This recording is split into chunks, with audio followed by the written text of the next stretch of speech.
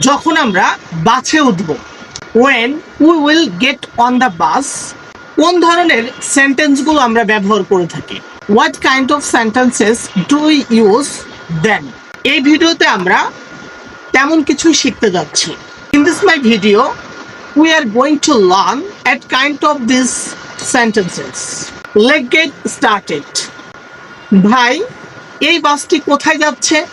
Brother, where is this bus going? এই বাসটা কি কক্সবাজার যাবে?